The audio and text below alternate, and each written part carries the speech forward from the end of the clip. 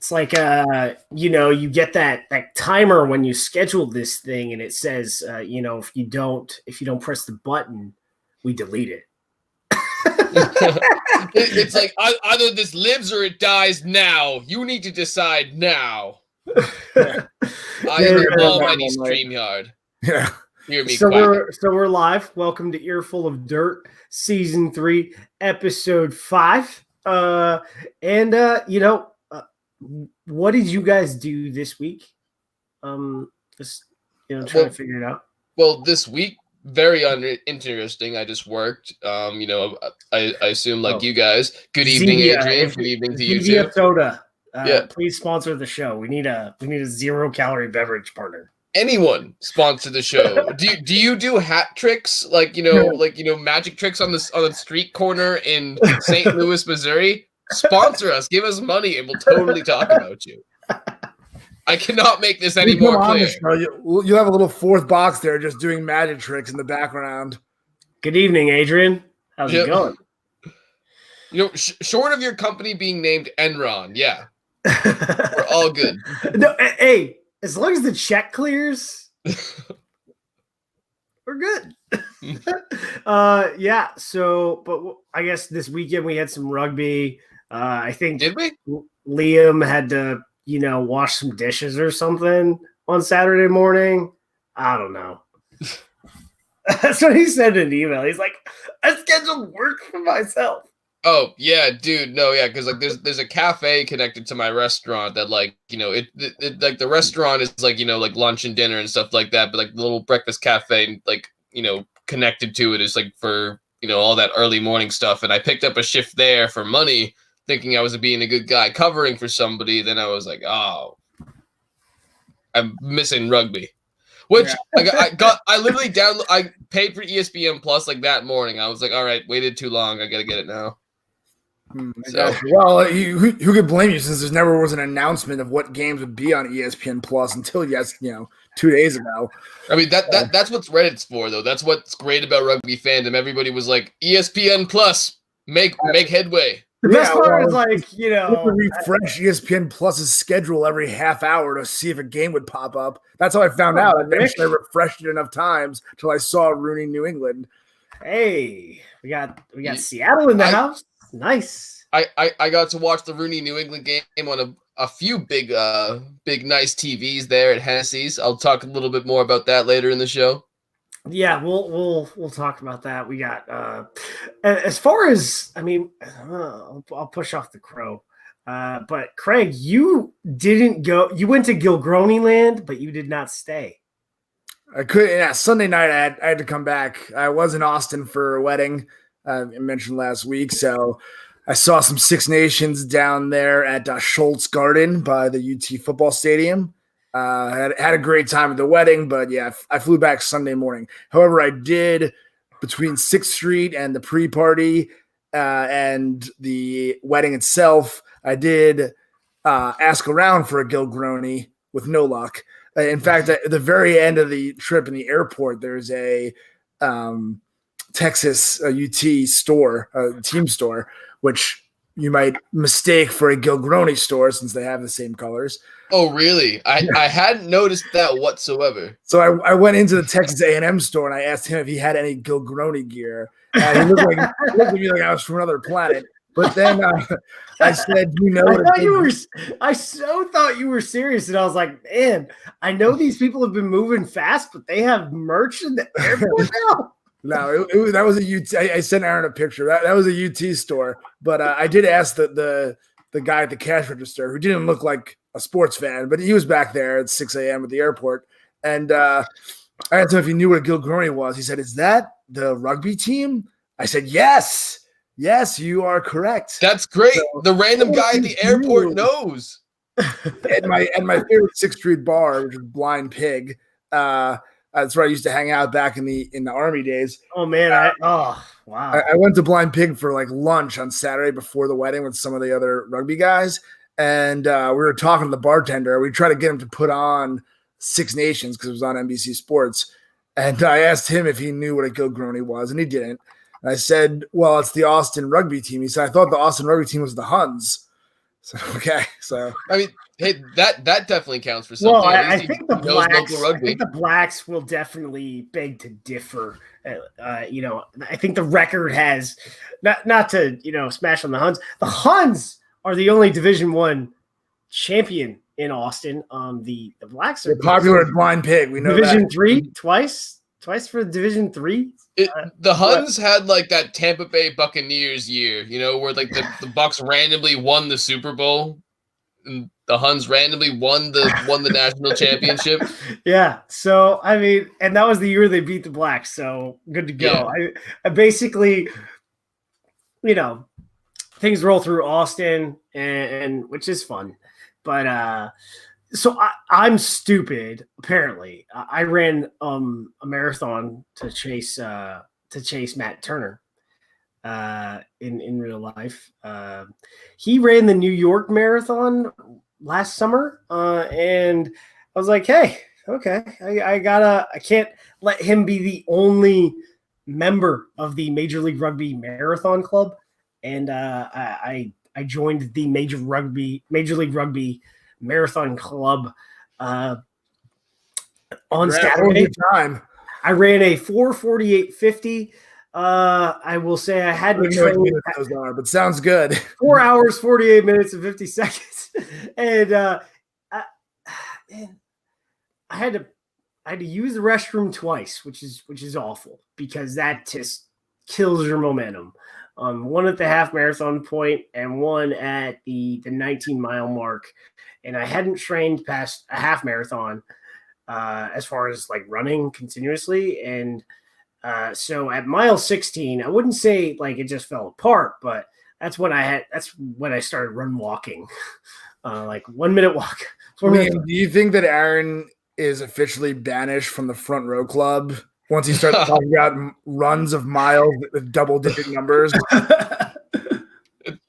That scares forwards. That it causes them anxiety. He says this, but he used to run like this when he was in the Army too. So it's a front rower then. Well, I was a front rower when I was in the Army when I had to run that much, But yeah.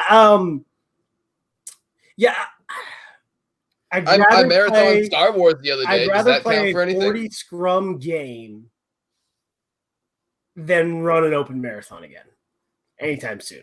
Like I would play a 40 scrum game tomorrow than run an open marathon in the next 6 months. Sign me up for a 40 scrum game. All right. Anyway, wasn't there rugby this weekend in a league or like of a MLR or something like that? For sure. So what we're going to get into this week is, well, I can't really just say, hey, these games because there were 6. So we're going to get into week 1 of the Major League Rugby season. Then we're going to go do our picks overview from last week to see how bad we did. And then we will pick and handicap week 2's matches. So just to let you know, I did look. There is no sports book taking bets on the Vegas series. Just pointing that out.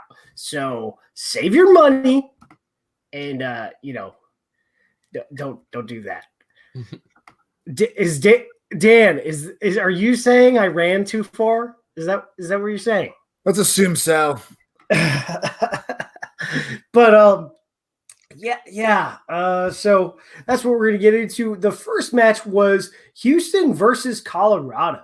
What did you guys think of this thing overall? There was a dominance to the Houston set piece and scrum, but not in the same way that another team did on the same day. No, definitely not. So, I'll be the first to admit that I was wrong last week for picking against the SaberCats, so I hereby offer my sincere apologies to my mates and my former coworkers down in Houston, guys. You all played great. But, taking a look at the stats, which I'm absolutely thrilled we have again. I just love the numbers. But taking a look at the stats, the first thing you notice is the Raptors actually outpaced the Cats in terms of total meters, 638 to 591. While their MPP, which is meters per pass of 4.6, barely trailed Houston's mark of 4.7. But I think when you look at the numbers put up by Ryberg and Emerson, they had 118 and 94 meters gained respectively, thanks in part to numerous tackles on both of their parts. And you also realize that the next closest ball carrier was Robbie Petzer with only 49 meters. It kind of puts those numbers into a little bit of perspective. Honestly, I think anyone who was like watching this game for the most part saw some pretty inefficient attack phases by the Raptors team, especially after penalties. And Houston afforded them a decent amount of penalties, 10 total in the game compared to Colorado, only 8. If you take a look at their respective set piece numbers, which Aaron, I'm sure you're going to talk about later, 67 and 83% terms respectively in terms of win percentage in the scrum and in the lineout. This lack of success in the set piece, it just means less cleaner platforms for them to launch off, which Glendale is probably going to have to rely on a lot more going forward, considering this team is, like this team and the coaching staff, the front office has all seen a bunch of turnover. So there's a lot of, I guess you could say, reactionary rugby going on with this Glendale team. And I think that's when they start to fall apart when they're not executing in the set piece and kind of giving themselves the best chance to start off. For the SaberCats, the meter production for the top three was pretty evenly dispersed. Boyson, Lutz, Frere, 87, 77, 72 meters respectively apiece. Boyson and Lutz, they had an especially pretty good night carrying the ball, both exceeding 7 meters per carry. Now, 10 infringements aside, this Houston team is, I see them being a lot more improved when it comes to picking up valuable meters on the attack, which is a compliment of that they've been missing the last few years, when it compared to their elite level scrum, which definitely, under the previous administration was the shining aspect of their team.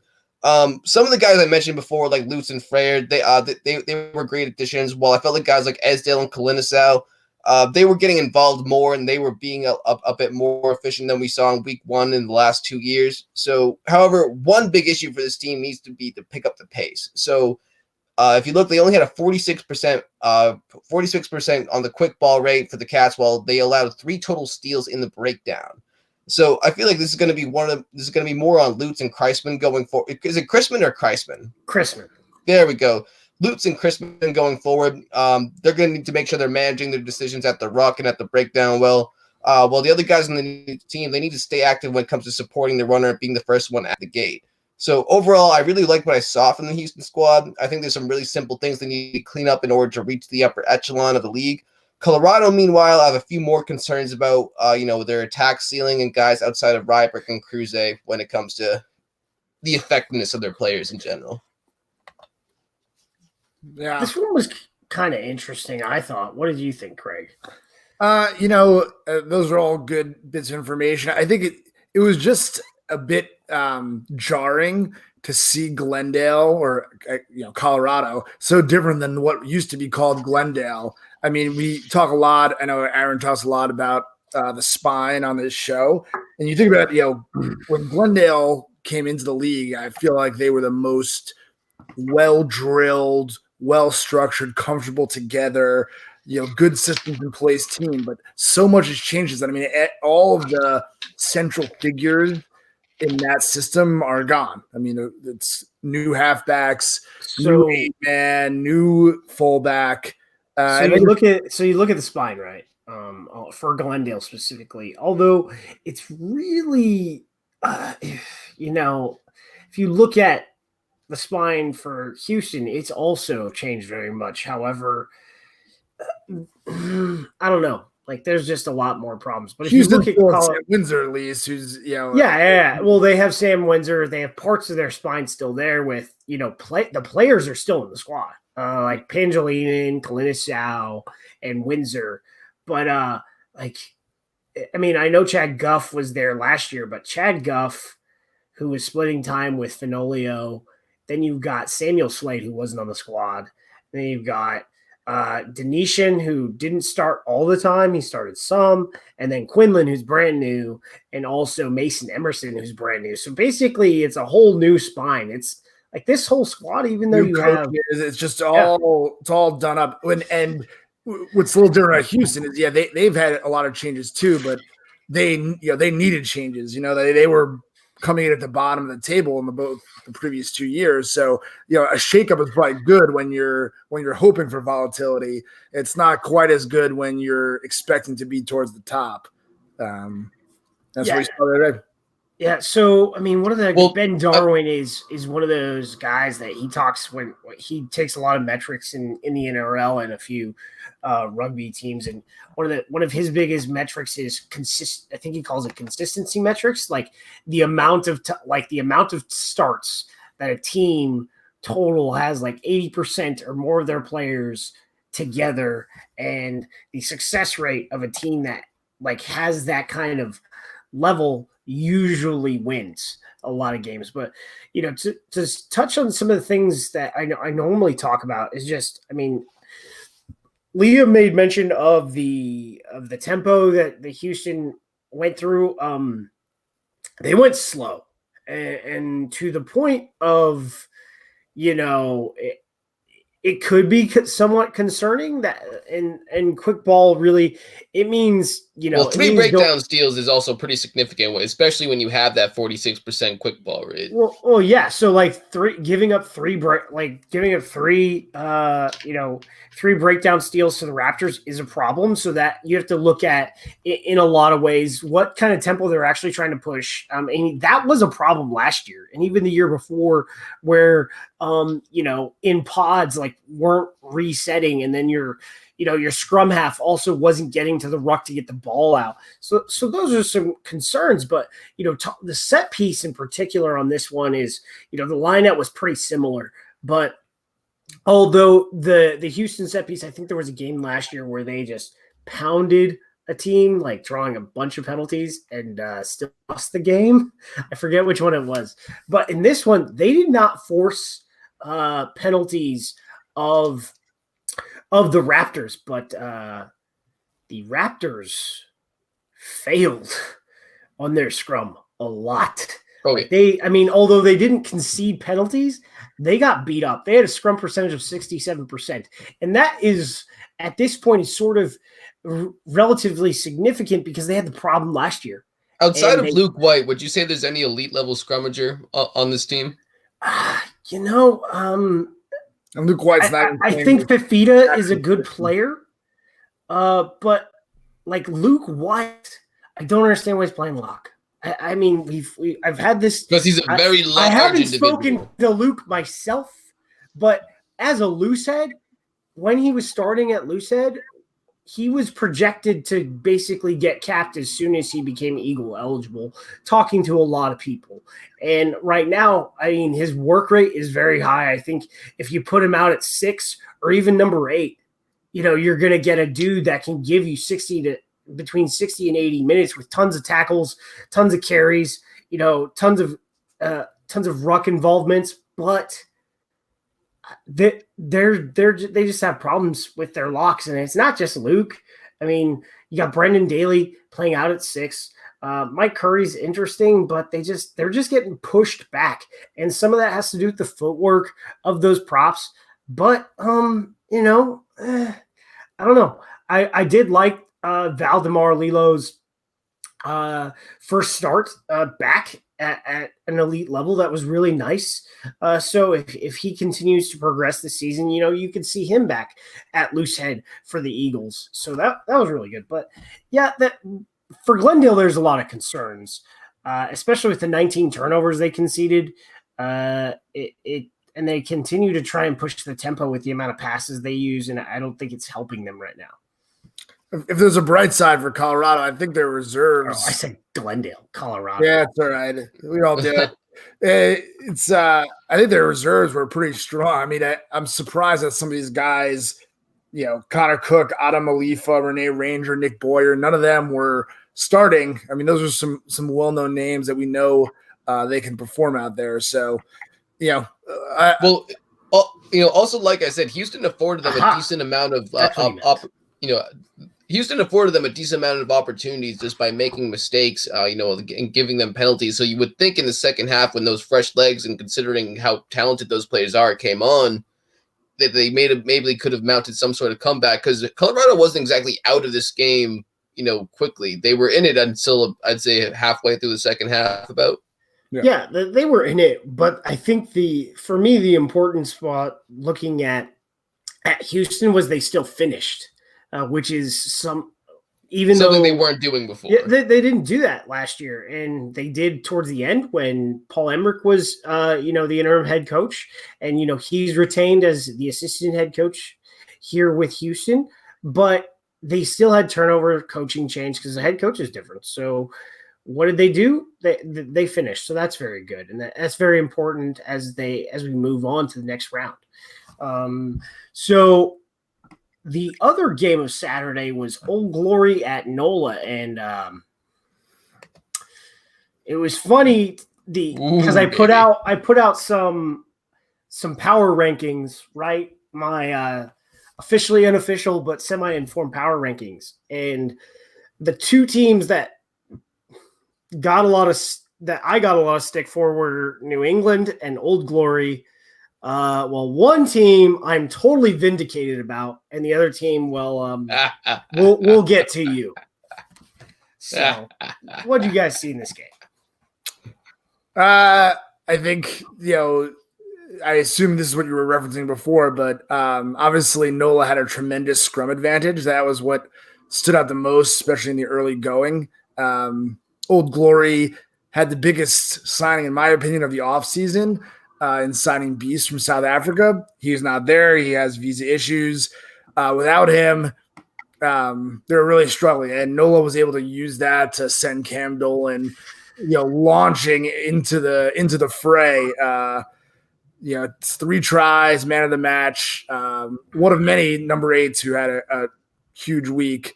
But it really just seemed like NOLA had such a great platform with their scrum that they were able to attack at will, and Old Glory had very little they could do about it. Yeah, no. So what else can you say about this game other than damn when it comes to the scrum? So listen, you can talk about the scrum missing a beast in their zoo all you want, but getting put on roller skates like that it's not going to be dramatically helped by any one single human being that isn't Mr. Incredible. The Beast isn't good. The Beast is going to do something, but it's not like one scrummager. Old Glory was put on roller skates. You need 2 good props, right? You need 2 good props, and then you need 2 good locks. Of course, you need a good hooker, and I think they've got a good hooker in Max Lum. But you say you're tight 5. They just went like this, and you look at the penalties in this game. I'm sorry to take over, and this is where it matters, right? Matt Harmon had a great game. Guess how many penalties he forced the young tight head Gordon Fullerton to concede in the scrum? Without pulling up the stats, I'm going to say 3. No. What? 5. All right, I wasn't that far off. But that is a lot. That's and he got it. Doesn't say this in here, but he got a yellow. He bored in like some good he bored in 1, 2, 3, 4 times. He got one he got called for wheeling, and then he got a yellow on the 4th boring in penalty. Like what? Yeah. That's a problem, and you need your tight head to be your of the front row. He's got to look like Paul Mullen. That's what I gotta say. So continue. Or maybe maybe there's a market for a rugby Airbud movie. The DC can bring in some sort of talented canine to move in the scrum. A tight head golden retriever. You might need to look more towards Angels in the outfield than Golden God, but exactly. Anyway, well, it won't be a surprise for anyone to learn that DC's their win rate in the scrum was only about 40%, with the lineout not being that much better at 67%. Now we've seen the last few years. We've talked about this on the show before. Set piece execution is in this league. It's everything, because as I said in regard to the Raptors SaberCat game, a lot of the teams need that set platform to launch in order to run their system properly. because outside of that, you just start playing reactionary rugby, which can be a good way to describe how I feel about DC's attack. When it came to meters gained, Nola's big play attack that we saw at the beginning of last season is back. Whether or not it remains, whether or not it lasts, at least, remains to be seen till the end of the season. But they outpaced Old Glory 741 meters to 614. Nola's MPP clocking in at a respectable 6.3, while DC themselves hovered around 6 even. But if we're talking about meters on the ground, man of the match Cam Dolan is where you need to start. 136 meters, 6 meters per carry, and on top of that, the kid goes ahead and puts up 3 tries.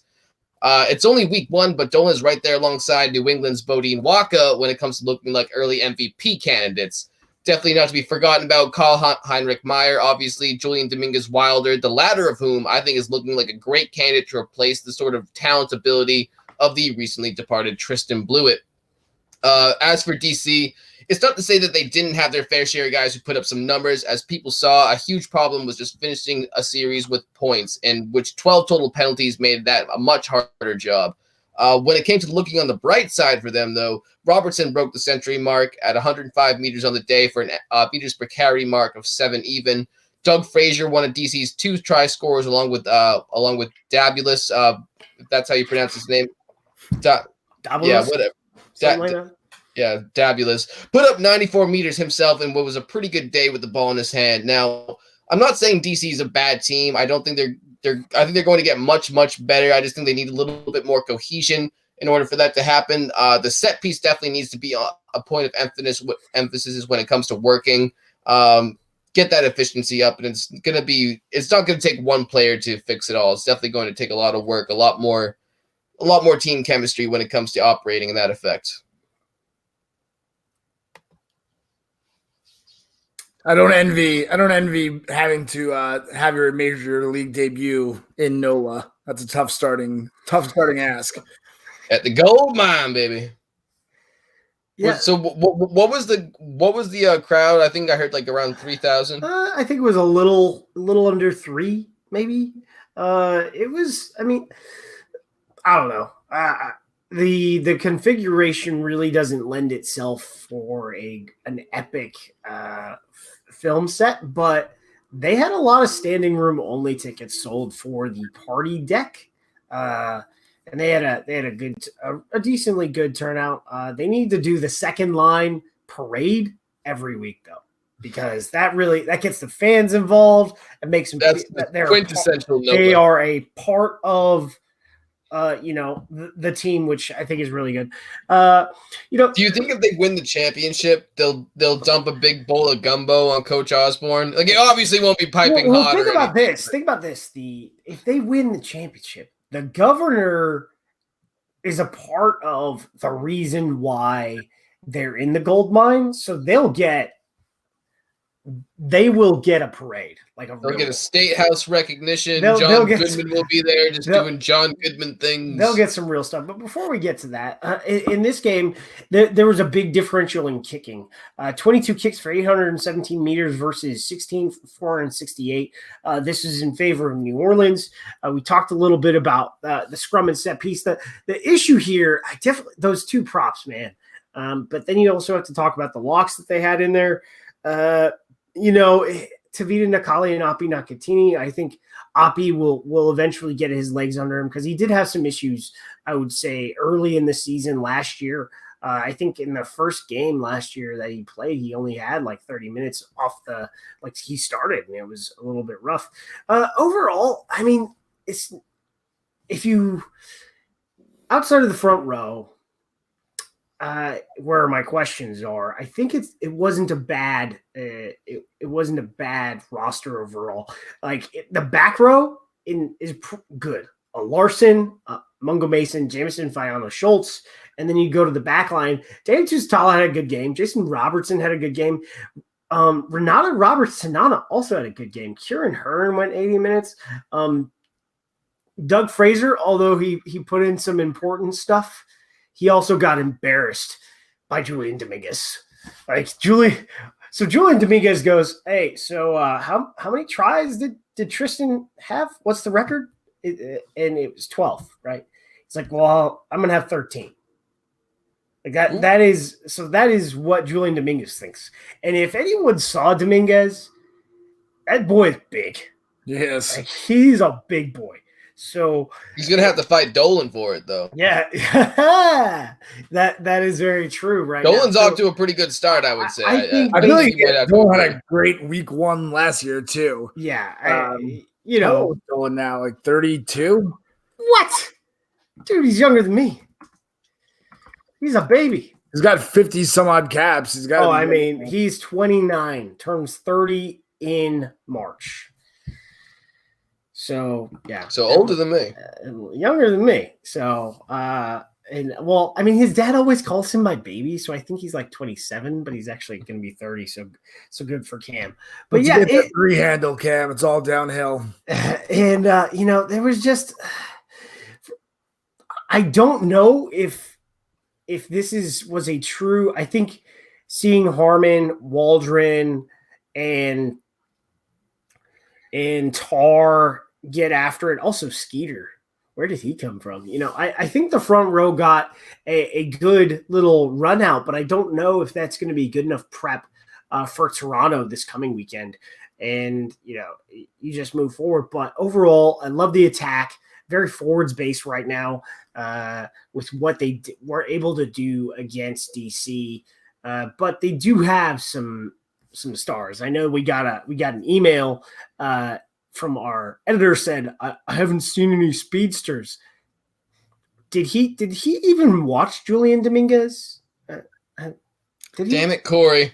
I don't know if I'd call him a speedster though. He's fast, but he was more of a physical. He seemed like more of a physical player than but yeah. Well, maybe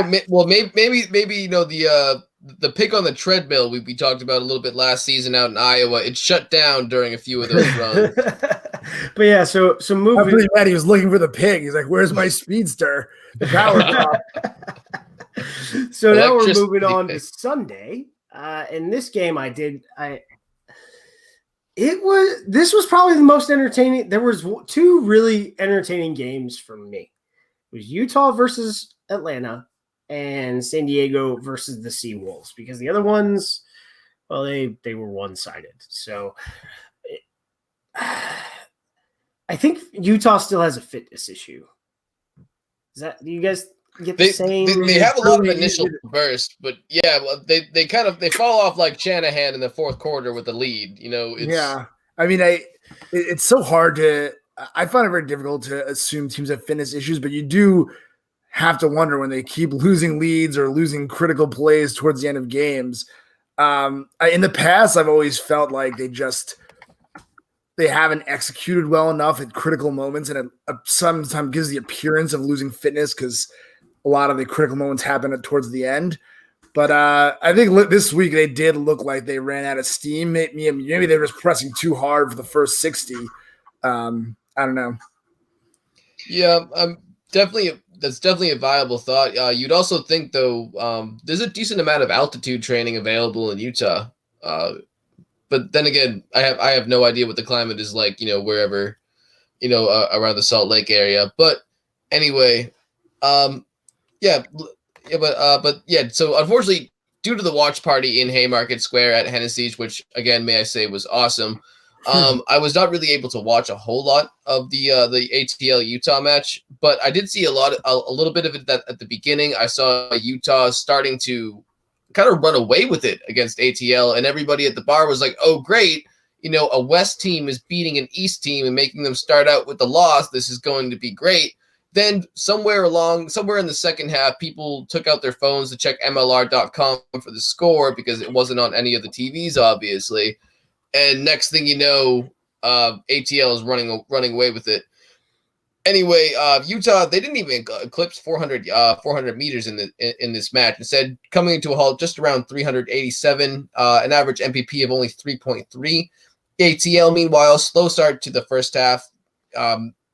That be damned. Ended this match with a total of 625 meters, but still with a slightly below average MPP of 4.5. So both teams average in the set piece percentages. Utah even edged ATL in the scrum, actually.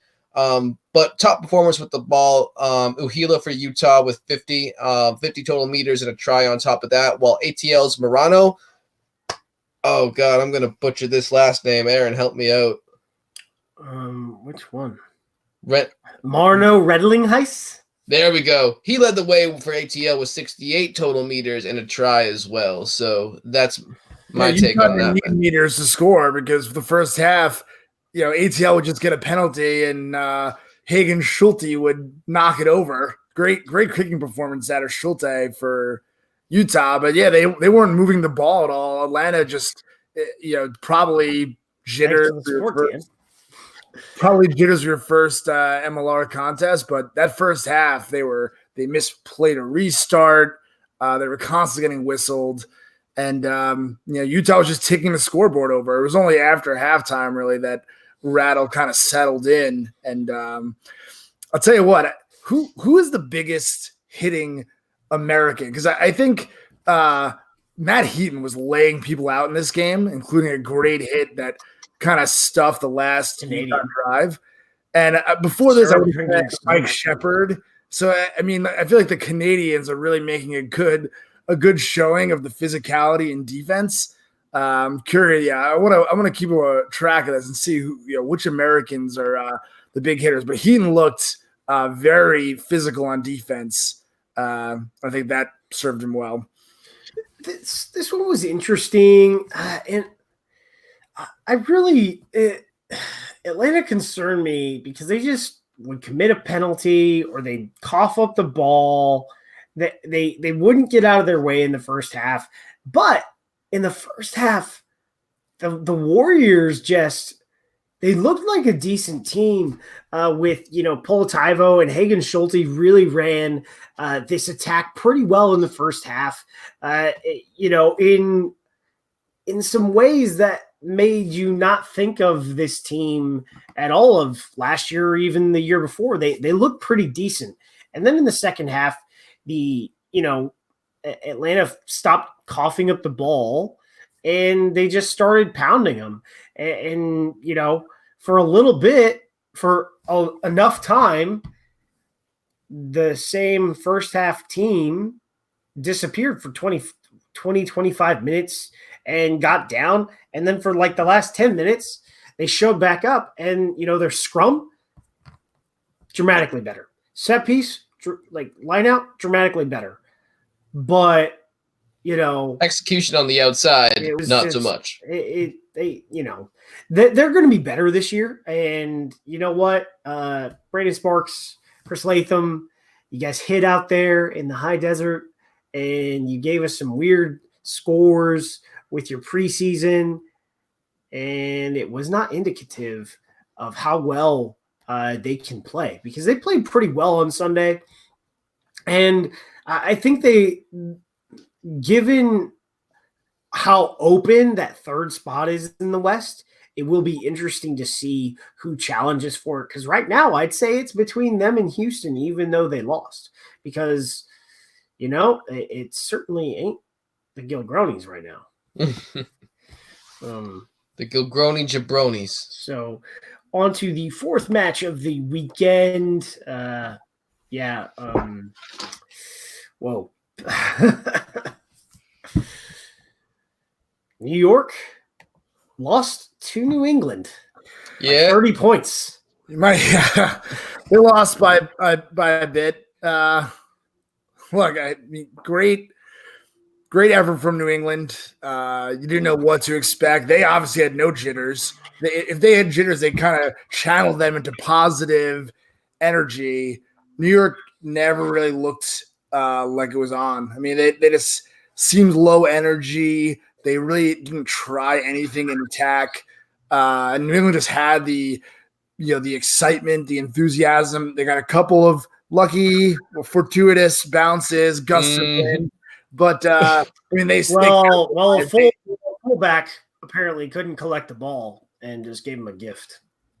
Yeah, ball bouncing off the crossbar is 2 plays earlier. It had actually rolled into dead ball territory, and Foden did the same thing. He kind of watched it, and obviously that would have been tremendously advantageous to New York because that would have been a scrum all the way. I think it was like the 22 on the other side that Taglier kicked that ball. But yeah, it bounced, hit the crossbar. Another 8-man scored. Yeah, but it didn't matter. You can't blame the wind or a lucky bounce. I mean, New England capitalized on it, and Rooney didn't really have even. I mean, they started mauling towards the end of the first half, and that looked good. And that was about all that looked good. Yeah. Mm-hmm. Yeah. So up the Jacks, baby. So, like I said, I got to work the fan event at Hennessy's this past weekend where the Free Jack fans from just about every state in New England represented and got loud for the team. And with good reason, considering the team and with that all the experts picked against was up 15-0 before the first half was even halfway over. So Liam was the only expert to pick potato. Yeah, potato, baby. So on top of that, there are plenty of guys to get excited about based on their performance in that game alone. First off, Liam Steele and Sam Beard are an electric pairing at center, and they're going to be a huge part of this attacks engine going forward. Continuing with my blatant bias towards the backs, Mitch Wilson and Bodine Waka at wing and fullback respectively each got pay dirt, and all these names I just mentioned were involved in some of the best tight window passing phases that we've seen in MLR in the last 3 years. But you want to talk about the best we've seen in MLR? How about, Craig, you were just talking about it. Hamopo's try by corralling the damn ball off the crossbar. Absolute euphoric frenzy at Henny's and just great field awareness demonstrated by Hamopo. Now, stats, I suppose you'll also want those other than just my fanboying. Free Jacks came out of this game with 473 total meters, an MPP of 4.7. New York, meanwhile, 317 total meters, making an MPP of 4.5. A decent amount of penalties in this contest, though, 24 in total between the two. The main difference, however, came when it came to making each team pay for their mistakes, which is where New England really won this battle, thanks to a great performance in the set piece.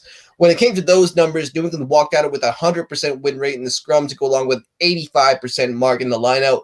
Compare that to New York, coming in at 86% on the scrum and only 79% on the lineout. In terms of individual players, I've already lauded enough about New England guys. So stat-wise, Let's highlight Mr. Bodine Waka once again.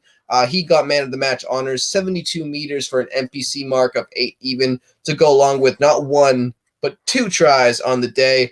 One of the guys already in the early running for MLR MVP after 1 week. Yeah, I know, call it early. It's a bold prediction. But someone calling him the greatest. I had this a long conversation with Josh Smith over where I work, right? And he was like, Pete was talking to him. He was like, who's someone to look at for your team? And he's like, Bodine Waka, and there you have it. He's a big, fast man. We got warned. If you haven't listened to the Josh Smith interview on the MLR Kickoff, go listen to that. He talks about that. I think everyone and their mother looks like an idiot. Yeah, and I'm also calling it Mitch Wilson. He's a Life University alumni. He's at wing. He also has experience at fullback. He can play a variety of positions, honestly, in the back line. He is going to be great. He's Mitch very Wilson, especially when the commentators are in Spanish. They really like him. I'm not joking. God love the America Specific Challenge. Yeah. You know what I felt one interesting takeaway? I thought, by the way, that second try of Waka's was really a great read. I think it was the second one where he had the ball and he passed and then he swung wide around the edge to get it back for the score. That was a good read. But I think one other interesting thing to look at from New York perspective, Petrie was the starting scrum half last year. I thought when he came on, that was actually when New York looked like they had some kind of inspiration with the ball. And it could also be because they were losing by 30 points by then and there was not much time left, so they had to try something. But it actually started to look like it was clicking a little bit. So I'm curious to see who's going to start next week. I wouldn't be surprised if you see Petrie starting. So what about Kyle? Can we talk about Kyle Assumption? Who's the other 9 that you guys have? I think it's Marcus Walsh. No. For the Free Jacks? No. I pulled this. John Poland and Tim Gear. No, it was give me a minute. The guy from Munster A Yeah, they signed a scrum half in the offseason, an Irish one, but I haven't seen him around. Jason Higgins. Yeah. Higgins. Unless his visa is delayed. I know that, like, talking to teams last week, a bunch of visas got delayed across the league. I think America's Rugby News pointed out 3 with New York. But Craig, are you guys running a hospital? Oh yeah, well we're gonna have to be. I think maybe MKG could open a hospital wing. Yeah, tough. Really tough. I knew Alex Mack got hurt. Alex McDonald got hurt earlier before this game. He's going to be out for the year. Trevor Cassidy apparently got a pretty serious knock during this game. He's probably out for the year. Paddy Ryan left the game early, which didn't help in the scrum. Unclear how long he's going to be out. But, yeah, the injuries are starting to mount, particularly in the tight 5 for New York, which is never a good place to have them. Yeah, you just look at. Speaking of hospitals, though, definitely want to give a shout out. As I said, I would to him over Facebook a little while ago. Shout out to not only Alex McDonald but to Trevor Cassidy. Won't go into detail about the injuries he suffered or any kind of timelines, but Trevor. But apparently, you can read about it on America's Rugby News. Yep. So, at least for Alex McDonald, I don't know if they have the extent of Trevor Cassidy's. So, again, so in interest of his privacy, won't go into details about that. Obviously, he's slated to miss some time away from the team, but he's in good spirits, and they're applying plenty of Vermont maple syrup to his injuries. That's going to heal that up nice. He'll enjoy some pancakes, I'm sure. Yeah, the interesting thing for me was just the scrum dominance of New England. I'll be honest. I know Kensuke Hatakeyama is an international, and Sean McNulty. I understand the pedigrees. Don't get me wrong. Mm-hmm. Donald Brighthouse, though, coming through with I great expected runs. A lot more from the New York pack. I did, and I think reality is, if you look at this team, New England didn't really give us much to think of, in the preseason because of how their what their preseason fixtures were, and they put the East on notice for sure. I think that if you're going to say is like who are the out and out favorites in the East, it is New Orleans and Toronto, and that third spot is open for 3 teams to take. Those 3 are New York, if they get healthy, New England, who are healthy, or Atlanta. Mm-hmm. So, I won't go into too much detail, but New England is going to get healthier in the coming weeks. Maybe also speed up your quick ball, man. 40% is not good. You know what? How about you mind your own business, okay? They're like, what's the rush? Up by 30. I mean, however, speaking of which, John Poland. Sorry, Craig, but John Poland had an underrated game with the ball in his hand. He was making a number of plays that were pretty damn ballsy, especially for a 9. But I'm not dismissing Old Glory, but we're also not propping them up. Yeah, they got because Old Glory doesn't exactly have too many props themselves. Giggity. Hey, Larry, aren't you a SF Pugs fan now? Moving on to Game 5, Seattle at San Diego. Talk about another team that has injuries. Seattle is missing a bunch of people.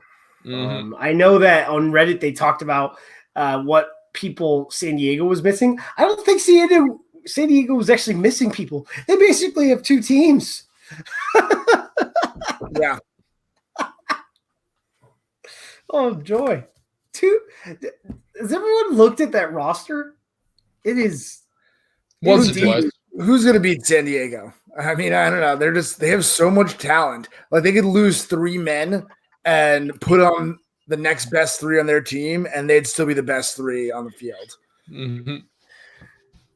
Well, but at the same time, I feel like that's what we were saying at the end of last season, and lo and behold, there is no shield in San Diego. Despite, you could almost say that San Diego was the better team on paper, going into that championship match, and that They obviously. definitely were.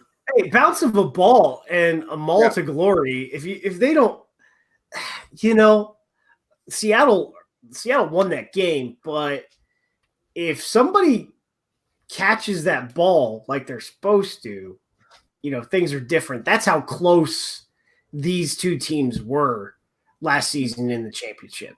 And San Diego has gunned up since then. I mean, you could say they were the best team on paper last year, and they didn't have a 2-time World Cup winning All Black starting at center.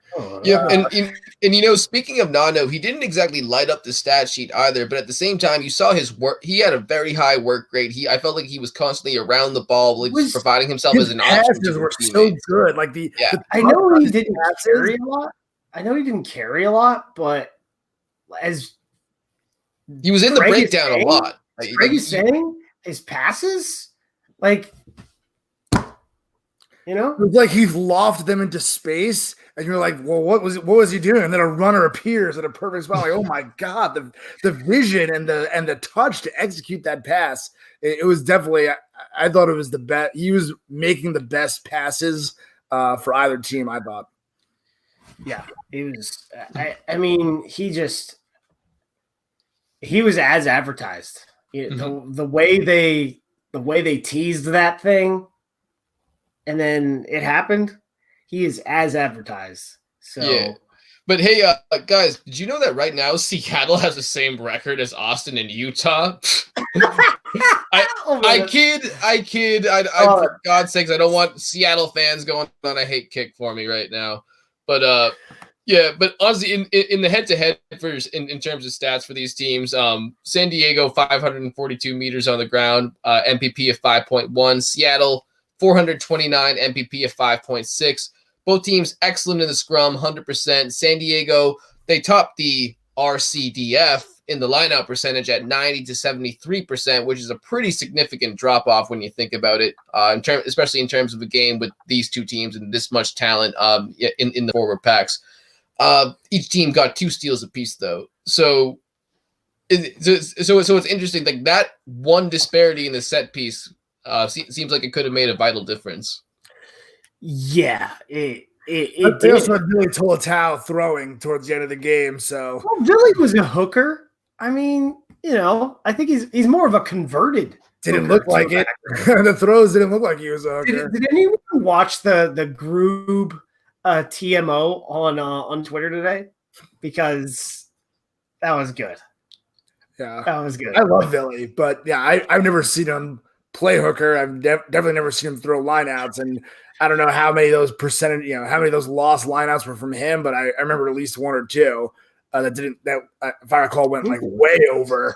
So they did not. I mean, it wasn't just him. Shepard didn't have a good lineout throws either. We talk about discipline and disciplines. These guys basically through 2 seasons were 2 of the most ill-disciplined teams in the league, I think.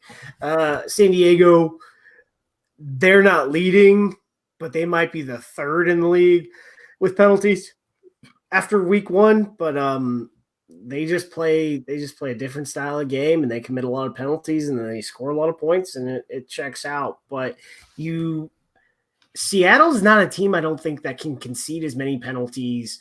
Billy got lucky, I thought, in the first half with how he got penalized, to be honest. He ended up getting a yellow late in the second half.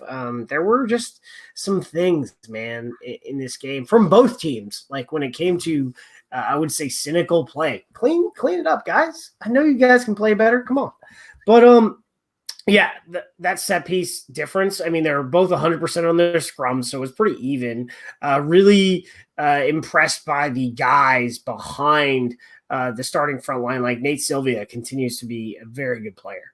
Like that guy, that kid's a revelation. I didn't understand his signing when he came in as depth in season 1, but he's just become a very good loose head. Good for him. And Furno, like as a player, he was probably one of the most ill-disciplined guys last season for the for the Legion, but he had a good game. Yasaver Malua, great game. How about the hair in this game? Faka Osi Pifoletti and David Tamalau both running these like mohawk mullets. And Billy. It reminds me of hockey players. Billy's not a for that reason, I don't like it. He might be hiding one in there somewhere. Hey, listen, man. The greatest mullet in MLR currently resides in Boston, and that is a fact. The Stifler? What? No, man, to Kyle. Kyle, dude, it's business in the front, rugby in the back, baby. Chicada. Amalaz is pretty good. You don't expect so if anyone remembers, that's the thing for this game more than, I mean, it was a great game, don't get me wrong. But if anyone remembers that bad hair that David Tamalau had in season 1 for what was it again? Utah, it was like this sort of emo-y looking thing on mop on the top of his head. And that was like it. It was very weird. I know we're talking about hair, but it was strange. And now you just see these hardcore mullets from him and Odie Pifoletti, where I'm just like, I wish I wasn't. Mullet's making some sort of comeback in the sports scene, and I don't like it. Everyone is getting the Exeter barber for their team barber, apparently. More like the Alabama barber. I did, for what it's worth, I did think Reichert Hadding had a very good game. He looked sharp. I thought, last season he wasn't quite as impactful as I thought he was in his limited time in the first season, but he looks kind of back. I don't know if he was not fully fit last year either, but he looked on his game and top of his game. So that'll be good for them to have him for the whole season this year. Yes, best hair is definitely Vili Tolutau in Seattle. I wish I had hair like that. Here's the thing, like does last year he cut it like really braids? short. Yeah, Teo has the braids. Keeping it real. In the final, other than in the final game, other than Dan Moore being just an amazing, chef because he chopped up the Ags in this game. Gaston Mirez was also great as well. But it was more like they chopped up some oranges and made Gilgronis than rather played. They made garnish for the garnish. He hooked that meat. That meat. He hooked him. Hook 'em, Texas colors. There was also the what was it? The streaker in this game. People are saying MVP of the league so far. People are saying, it was staged. I don't care. I thought it was hilarious, but I couldn't believe how he he kept the beer in the cup for 100 meters. It was a great performance. Those poor people chasing him looked far less equipped to be making that run than he did. You think a rugby game in America, the security's thinking, oh, this will be pretty easy. I might have to tell a drunk person to go home or something like that. Nope, you gotta tackle a naked guy. You gotta take balls. Beer. He'd stop to pour the beer, and they still couldn't get him. It was awesome. Who had better ball handling, man? The players or the security guard? I'm sorry, I'll stop. Overall, there were some good things from Austin. Their scrum didn't get completely demolished. They did play well for minute spurts, but it was a resounding victory for Toronto. There's really not that much to dissect because this team went undefeated, 0-16 last year. So not winless.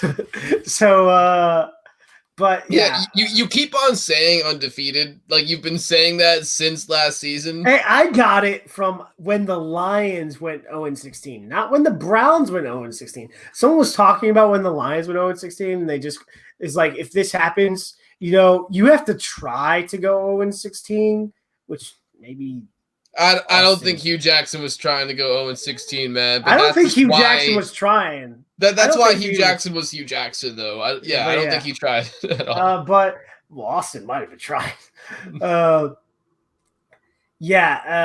The laser light show, like the event experience that Austin, the Gilgronis put on. They had a great light show at the during the first game last season against the Houston SaberCats. They had a bunch of smoke coming out of the tunnel and stuff like that. So they like to put on a show in Austin, regardless of who the owner is. Also, I know the SaberCats got rid of the Saber Kittens. Yeah, the lady cats.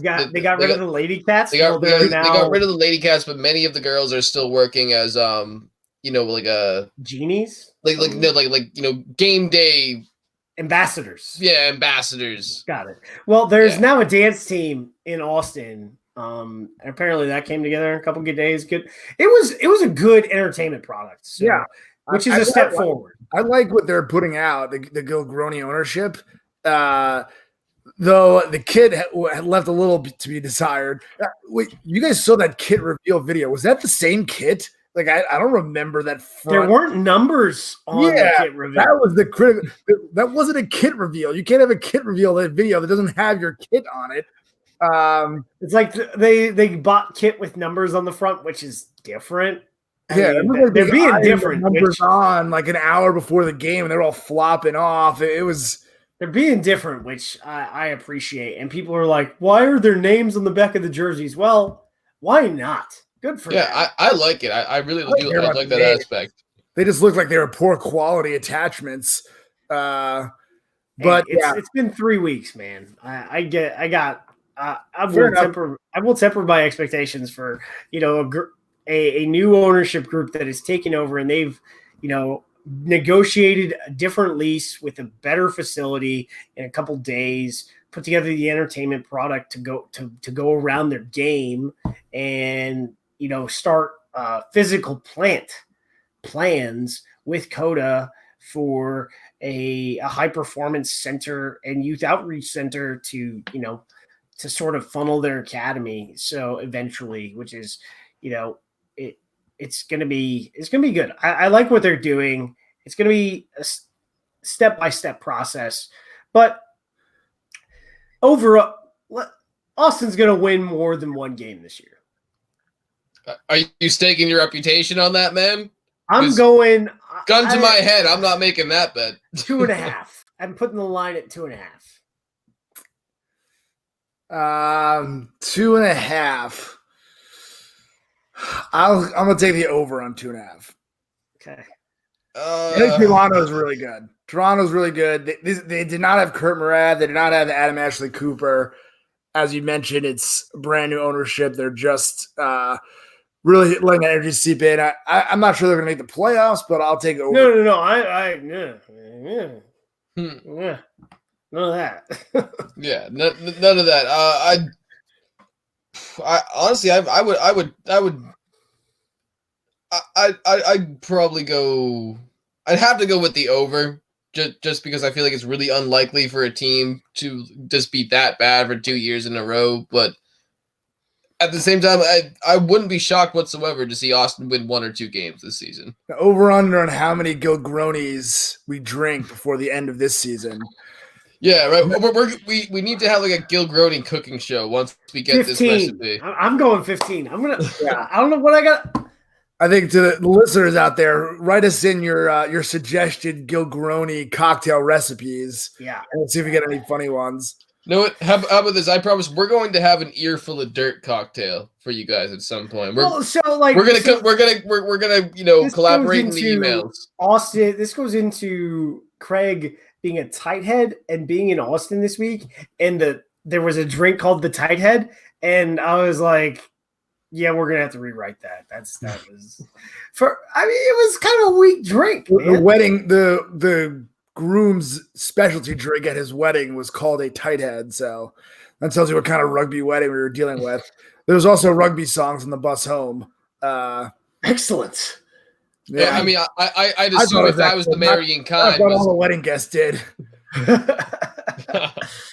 So that wraps up the first round, and just to look at our picks overview. Well, did we all switch our pick for Houston on Super Brew? Only you switched. I didn't. I had locked in my picks like the first day because I didn't like understand the whole Super Brew thing. So I wait until the rosters come out. Yeah, well, I mean, I'm gonna do that this week. Liam's locked his whole season ready. So yeah, don't you can be like Larry and not lock your picks at all. But whatever. So let's see. Corey's number one in the Earful of Dirt. Yeah, I don't know how he did that. I know in the ARC Picks League, even though Warren got like 2 games wrong, I'm still behind him. Well, he got 2 margins exactly right, I think. I think that's what he did, and I'm like annoyed. I got a half bonus point in Super Brew for my Toronto stat line for I went Toronto -20 on my game and almost got there. That was good. So yeah, we all had the picks we had last week. Every one of us, well, that's a red. So game 2, Old Glory at NOLA. I had NOLA by 10. Liam had NOLA by 12. Craig had NOLA by 8, and we were definitely all wrong. But we did get the pick right. Our Utah versus ATL pick. We all picked Atlanta. I picked Atlanta -7. Liam Atlanta -14, and Craig at Atlanta -3 for about 40 minutes. That I feel like I was Spirits the closest, though mathematically the furthest. And then, game 4 was the one where we just got demolished. I picked New York -7. Liam picked a potato, and Craig picked New York -5. And it was New England plus. It was New England plus 30. They did it. You know, like geez. Dude, wait, it was 34-14. Well, so I guess they would have been like 20 plus 60 or whatever. I don't know. They went -60 on that, and from the whatever it was. But game 5, not a math student. That's right. Yeah. Yeah, apparently not. Game 5, we all picked San Diego. I had San Diego -9. Liam had San Diego -8, and Craig had San Diego -10. So it was pretty consistent. I think we were all pretty good there. And then the nightcap, I had Toronto -16, Liam Toronto -20, and Craig Toronto -14. So 4-2 in the EOD Picks League, but 5-1 on Super Brew. Moving on to week 2. Game 1, Saturday, 2:30 p.m. Eastern, New England at Utah in Las Vegas. Yeah. So again, as an employee for the New England Free Jacks, I'm not going to be making any predictions week in, week out. Yukon Gold Potato is the pick this week. Yep. Just potato for me that I'm sure will go great in some clam chowder. Poached potato. Yeah, I mean, well, hard to not back New England after what they did this past week. And it's not as if Utah, put up an equally impressive performance. They were okay. But the way they played, I think I'm just going to have to ride New England for at least one more week, and let's see how they look in their second week. So I'm going to say New England -10.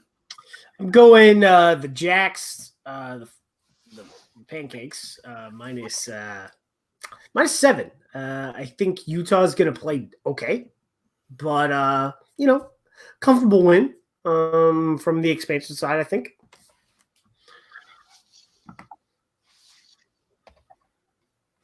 Yep.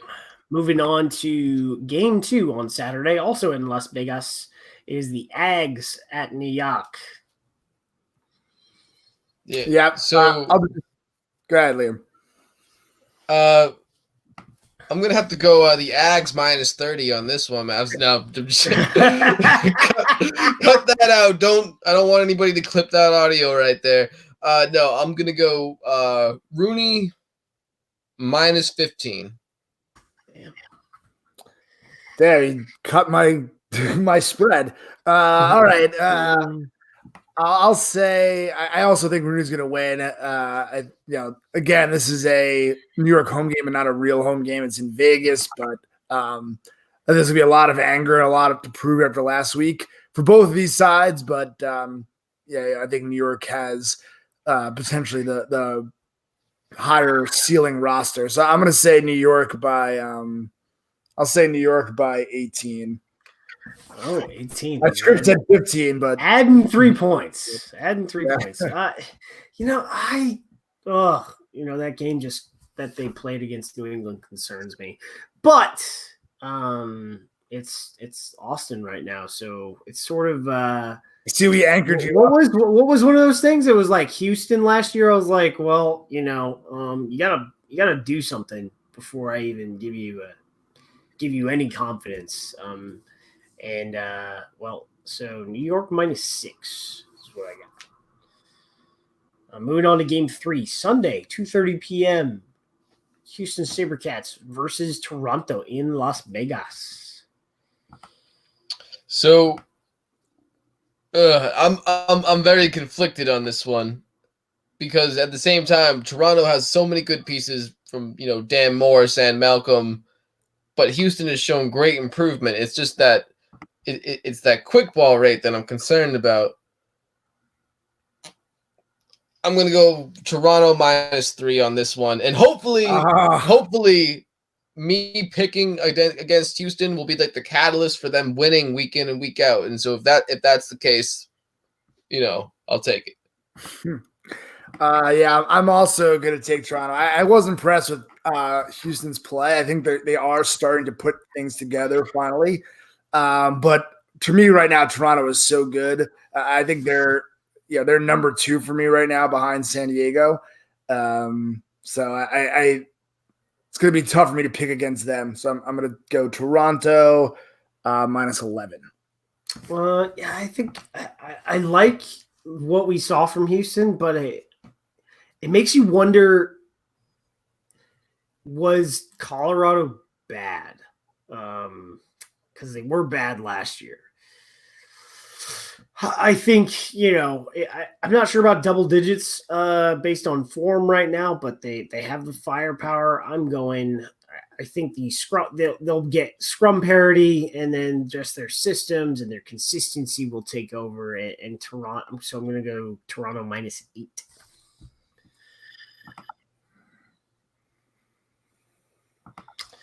The next game is Seattle going across the continent to DC to play Old Glory.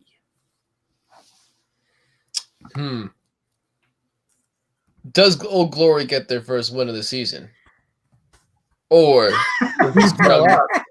does this scrum sink the ship?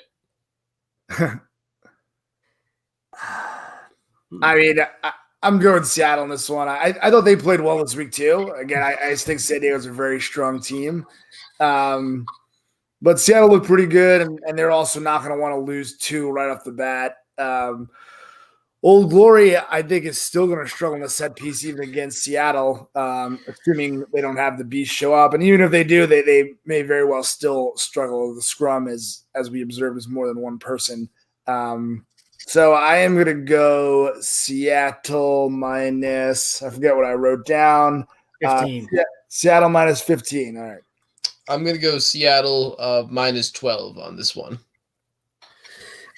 I just think that Seattle has a very good scrum, and they will basically push, since they also play on turf, they will push the Old Glory scrum around the turf at whatever place is it, Catholic University in DC. I think that they will beat them up pretty significantly in the scrum. And I think those set piece issues that were made very aware with the performance Old Glory had will still be there.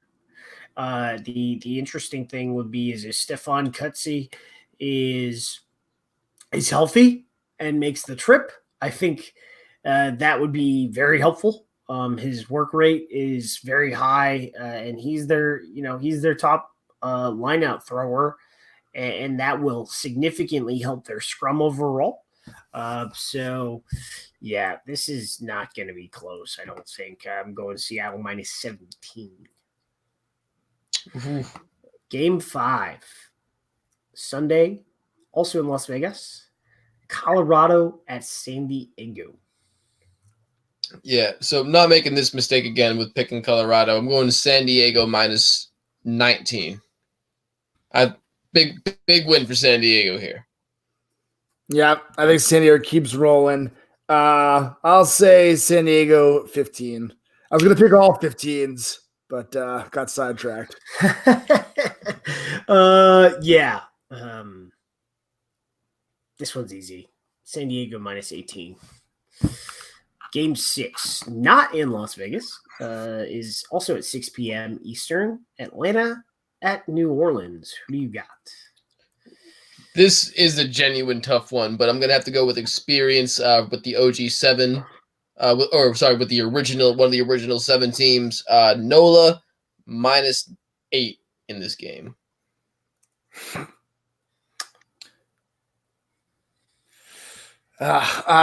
I didn't put a score for this one because I'm having trouble picking it. I'd love to see the rosters as they. Yeah, thank you, CJ.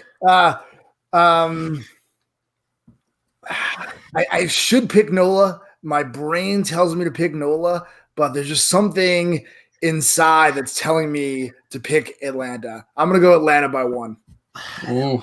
Ooh. This could be like the tiebreaker when it comes to the end of the year tally. Atlanta by 1. I think, yeah. New Orleans minus 8 for me. I think they've just got the experience. They've got some firepower. You just don't. I'm taking Cam Dolan against his old coach, Scott Lawrence. I'm doing.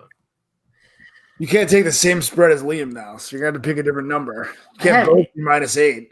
Oh, let's go New Orleans minus 9. Ooh, all right. And so that takes us. That is it for the next weekend's lineup. Yeah, so that takes us. We had a lot of questions. Thank you, everyone, from Facebook to Twitter for getting on after us. Taft Rugby asks updates on players who haven't made it on visas yet. How will this affect teams going forward? It's affecting depth right now. Straight up. And it's going to take time to integrate even once they do arrive. So you're not going to see these teams at full efficiency for 2 or 3 weeks after these people show up. If they show up. Because honestly, there's just honestly not a whole lot of guarantees when it comes to stuff like this. Chris Muddy, can the Free Jacks go undefeated? He says, just kidding, but I'm going to say the answer is no. And then the serious question is, Vegas and lack of attendance for the first weekend, is it going to be better this next weekend? I think it's going to be better this next weekend, but I don't know how much. And yes, the Free Jacks can go undefeated, baby. Boston. Yeah, I'm not expecting great things for the Vegas attendance. But I'm not even sure what to make. It's not as if that represents people's home crowd. I mean, that's a tough trip to travel to. It's that's a serious trip. Some people just don't like going to Vegas. There's a lot going on there beyond rugby. If you go to Vegas, you need to spend more money than just the hotel, plane tickets, and a few dinners. I'm going to go to the Keith Urban residence this summer, I think. That is what people go to Vegas for, I think a lot of people talked about the Las Vegas Sevens. Well, the same weekend every year was NASCAR, and NASCAR outdrew the Vegas Sevens by like 50,000 people. And the Vegas Sevens was an all-day event that you can come into, and you need to be a large crowd. It was it was almost like a yearly guy. It was less about the rugby, I think, and more just about the social atmosphere. Yeah. So you're gonna get that from a reminiscing 2-hour contest. The reunions. Then another question about Vegas from Rob Hammerschmidt. I get the rationale behind Vegas, as it is a scheduling solution for teams playing in cold weather. Given the poor attendance at the first weekend, is Las Vegas a viable option? Do we expect this weekend to be successful? I guess for me, that's a question of what is your definition of success?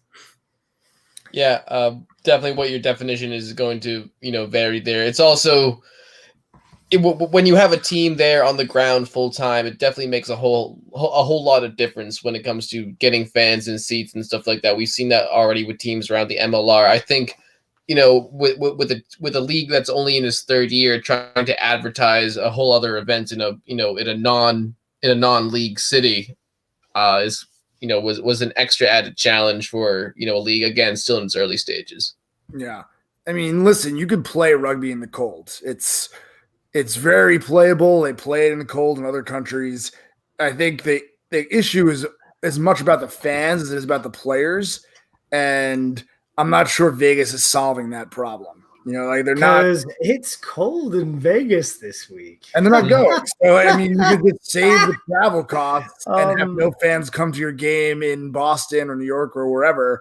They should have done Nashville, if you ask me. I think if someone is going to come to you with money, with a creative idea, and it limits your financial risk, the risk that you're taking in opportunity cost of not losing money at your own venue. That's the other thing that could happen. And someone's going to underwrite it, which a promoter is underwriting the cost of this event. Then take the risk and see what happens. But the promoter probably has to promote the event. I don't know what's going on the ground because I haven't been in Vegas since this all was announced. However, and they also have an invitational tournament this week, which should help buttress the attendance. D1A is having a qualifier during that invitational tournament for their Sevens championships, so that should be good.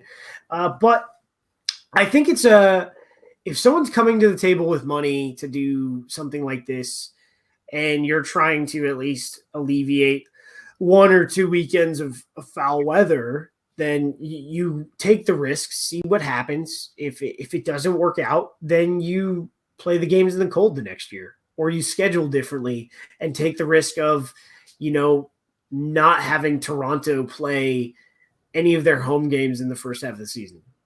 For what it's worth, I think this is better than that. That was what they did last year. Was New York and Toronto were never home for there was like one combined home game in the first 8 weeks. This is better than that. I think that was an unduly harsh travel schedule for those guys, and the later season also helps. But whatever you have to do, I don't think we should ever go back to the front-loaded travel where we did that last year. Yeah, no, indeed, that wouldn't have been very fun for a lot of northern teams, especially considering Free Jacks.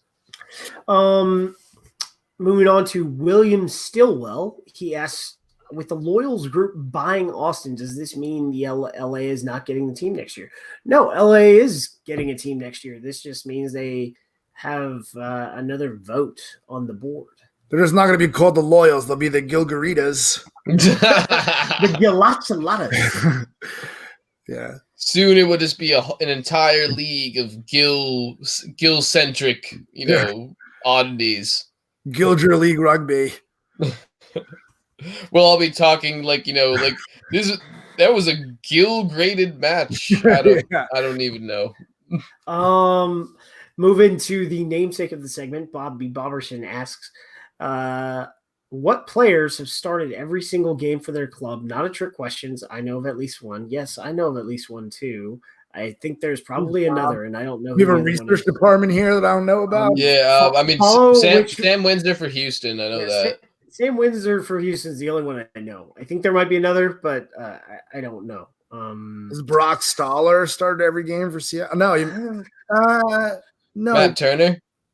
Matt Turner didn't. He was hurt, I think, for a couple weeks last year. Yeah, that's right. I can't remember if Brock Stoller missed one game because he was called into the Canadian squad, maybe year one.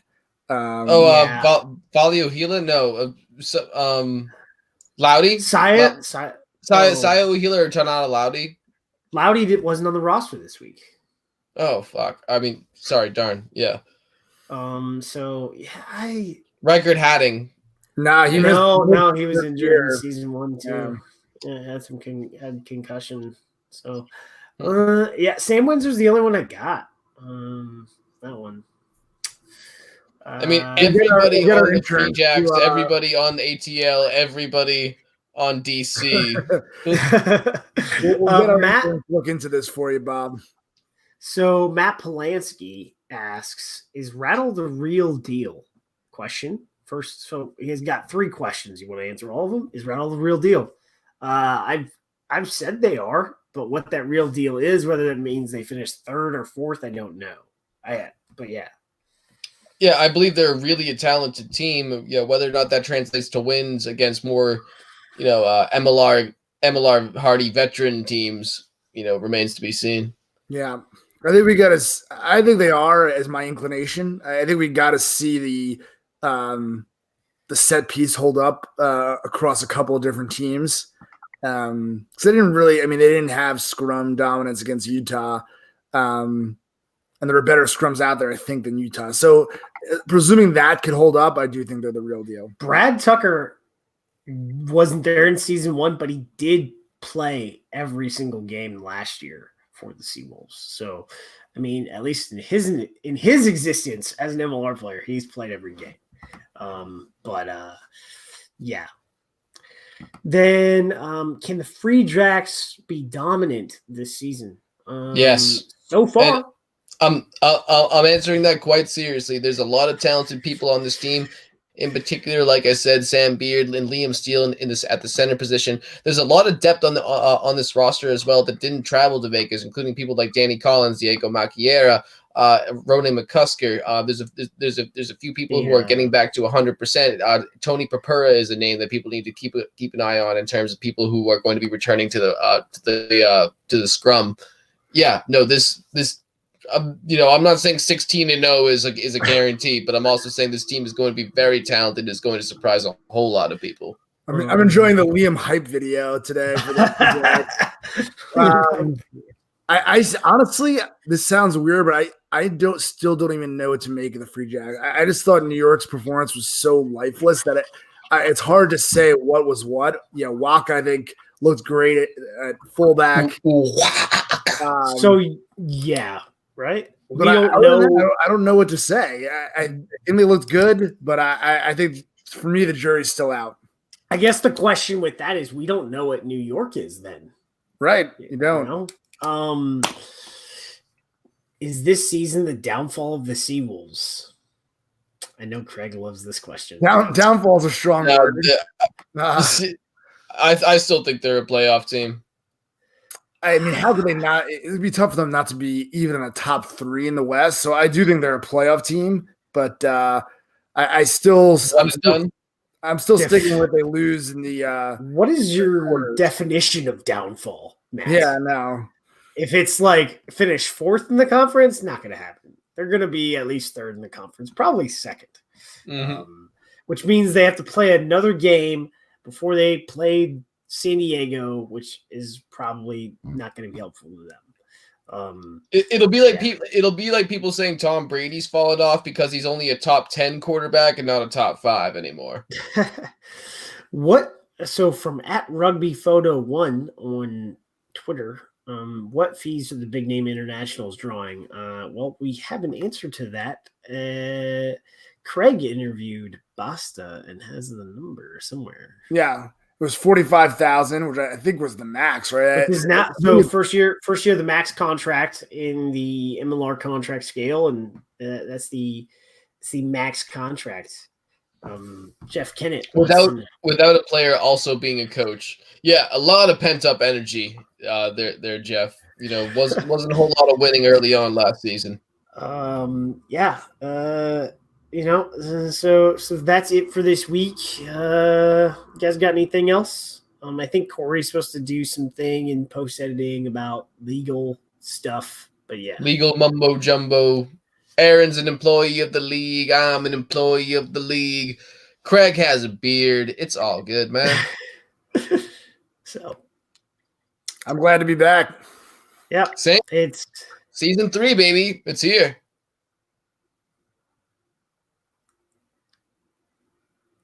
What? 45K, Christian. 45K. Yep. Oh, for the audio listeners, we've been commenting on the Facebook comments all night, and you have no way of seeing that whatsoever. So yeah, sorry.